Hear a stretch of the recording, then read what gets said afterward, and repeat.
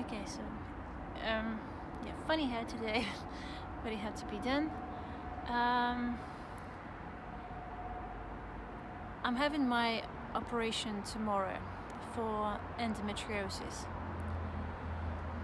It was a funny thing about it. I didn't know what it was. For years and years and years, I suffered with excruciating pain, quite severe pain. That would leave me crawling on the floor sometimes up to 2 hours, and I wasn't quite sure why. And I remember the first time it happened, it was probably 15 years ago, and I went to the toilet and I suddenly felt like a cold sweat, and I was fainting, and I felt like I need to sit down, otherwise I would just faint. And I had like a cramp, like a really bad cramp, like something you get in when you have a period. But unfortunately, this cramp seemed like a knot, where the lower side of my abdomen is. And I remember I would sit down. When it happened the first time, I sat on the floor for half an hour until it let go. And it did let go, and it felt so strange, like no pain at all after so much pain. It's like pain when you measure it up to 10, and then suddenly no pain at all, so nothing. So for the first few years I didn't think anything of it. Then it was getting more often, and I was getting a little bit more worried about it, because especially I have some family. Now we have cancer cases in my family. My mom passed away from brain tumor. It was quite a few years ago. It was very sudden. She was getting headaches, really bad headaches, and then she just collapsed at home. They took her to the hospital. They did the scans, and then they found out that she had a stage 4 glioblastoma, which was non-operable at that time, and also because she was 66 years old, nobody wanted to take any risks, no surgeons. And a few years ago, actually a couple of years ago, my very good friend who has a cerebral palsy disability was getting the same fainting, close to her periods probably, and I remember it happened with me when I was with her, and I called the ambulance because she was non-responsive, and I got really scared, really frightened for her. The ambulance came, they took her to the hospital, I went with her. The pain was really severe. They did a few tests, and they didn't find anything. And within a few hours, they let us go. They let her go. Then it happened again, and it happened again. And as far as I remember, what happened, they brought her to the hospital, and they suspected that it was an appendix. So they scheduled surgery to remove the appendix the next morning, and when they removed the appendix, they found that she had endometriosis, and she had a couple of cysts, which they removed. She had a keyhole surgery. So it got me thinking that I probably have the same. And then in the last year, suddenly, I don't know, maybe because of her, or because I was thinking about it more,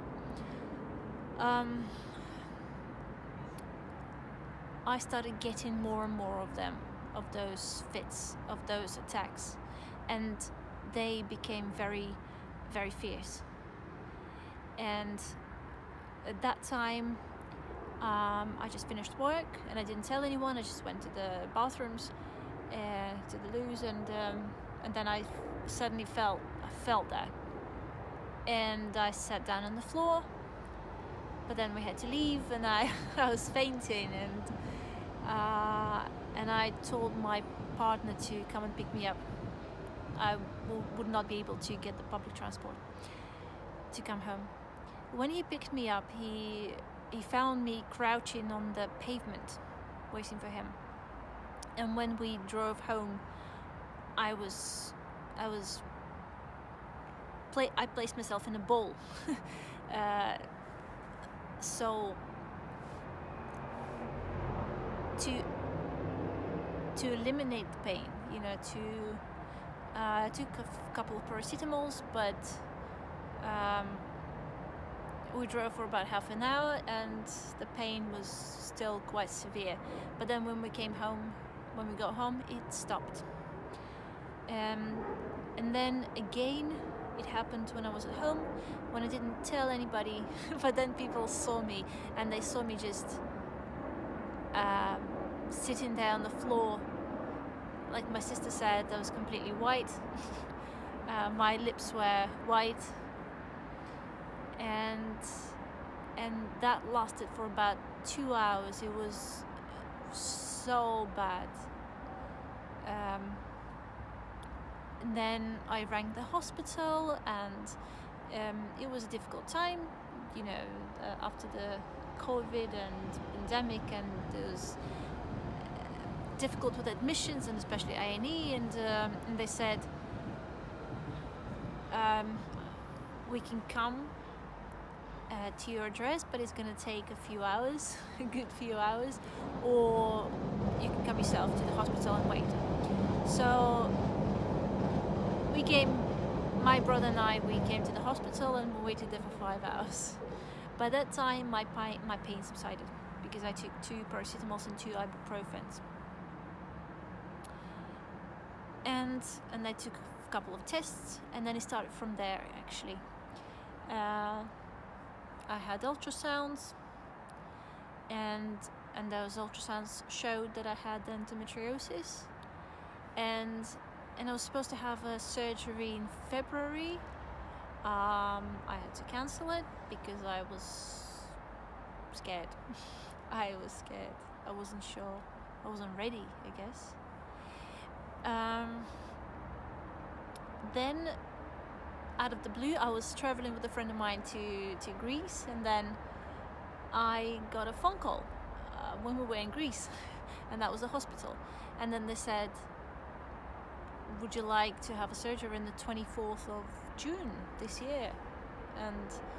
And they said, you have to have it done now if you want to have it done. So I said, okay, yeah. And then I did a few tests. Really loud. I did a few tests, pre-op assessment, a blood test, another ultrasound, and then the day before, there was a cancellation. So the surgery was cancelled. And they said that the next availability, because the surgeon would be taking an annual leave, would be in September, early September. We are in June now, end of June. So yeah, I had this feeling that I'm gonna have a surgery in September, but actually they called on Wednesday and they told me that there's a cancellation and there's a slot at 7 a.m. For this Friday, which is the 30th of June. So I had to say yes. So it's tomorrow at 7 a.m. Another bomb that my not the surgeon, she was the consultant. I don't think I've seen the surgeon. She said that endometriosis comes back even if you had the surgery. And then she said I would recommend hormonal treatment, or what is that thing that she said, while you're having your keyhole surgery, you can have the Mirena coil. But I've heard so many stories about it, and my sister told me something that doesn't really